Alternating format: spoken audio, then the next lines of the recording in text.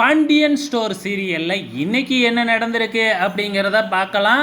நம்ம பாண்டியன் வந்து பார்த்திங்கன்னா, நான் இதுக்கப்புறம் 50 நாள் கழித்து சரவணனுக்கு கரெக்டாக கல்யாணம் பண்ணி வைப்பேன், அது வரைக்கும் என் காலில் செருப்பே போட மாட்டேன் அப்படின்னு சொல்லிட்டு சவால் விட்டுட்டு கடைக்கு கிளம்புறாரு இல்லையா. எல்லாருமே பின்னாடியே வந்து அதெல்லாம் பண்ணாதீங்க, செருப்பு போட்டுக்கிட்டு போங்க அப்படின்னு கெஞ்சிக்கிட்டே இருக்கிறாங்க. இதை வந்து பார்த்திங்கன்னா ஆப்போசிட்டில் இருக்கிறவங்களும் பார்க்குறாங்க. அதாவது வந்து பார்த்திங்கன்னா நம்ம பாட்டி ராஜியோட பாட்டி தான் வந்து பார்த்திங்கன்னா இதை பார்க்குறாங்க. ஏதோ மிகப்பெரிய சண்டையாச்சுக்கு அப்படின்னு அவங்க மனசுக்குள்ளே நினச்சிக்கிறாங்க. இதெல்லாம் பார்க்குற மீனாவுக்கு வந்து பார்த்திங்கன்னா சிரிப்பு தான் வருது. என்னடா அது இப்படி இல்லாமல் ஒருத்தவங்க சபதம் எடுப்பாங்க.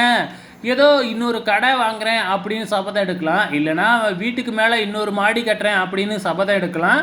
இதெல்லாம் ஒரு சபதமா அப்படின்னு நம்ம மீனா சிரிக்க ஆரம்பிக்கிறாங்க. போனதுக்கப்புறம் பாட்டி இருந்துக்கிட்டு பழனியை தனியாக கூப்பிட்டு என்ன பிரச்சனை அப்படின்னு சொல்லி விசாரிச்சுக்கிட்டு இருக்கிறாங்க. அப்போ பழனியும் என்ன அப்படிங்கிறத எக்ஸ்பிளைன் பண்ணிக்கிட்டு இருக்கிறாப்புல. இதை பார்க்குற முத்துவேலும் சக்திவேலும் அவன் என்ன பண்ணினாலும் வந்து பார்த்திங்கன்னா கல்யாணம் நடக்கவே நடக்காது, அப்படியே பொண்ணு பார்த்தாலும் நாங்கள் விடமாட்டோம் அப்படின்னு இந்த சக்திவேல் சொல்லிக்கிட்டு இருக்கிறாப்புல. இங்கே இப்படி ஒரு பிரச்சனை போய்கிட்டு இருக்கிறப்ப அங்கே செந்திலுக்கும் மீனாவுக்கும் மறுபடியும் சண்டை வருது. என்ன அப்படின்னா, எங்கள் அப்பா அப்படி வருத்தப்பட்டு பேசிக்கிட்டு இருக்கும் போது உனக்கு என்ன சிரிப்பு அப்படின்னு சொல்லி வந்து செந்தில் மீனாவை திட்டுறாப்புல. ஸோ மீனா வந்து பார்த்திங்கன்னா இப்படியே பேச்சு பெருசாகி நான் வீட்டை விட்டு வெளியில் போயிடுவேன் அப்படிங்கிற மாதிரி சொல்கிறாங்க.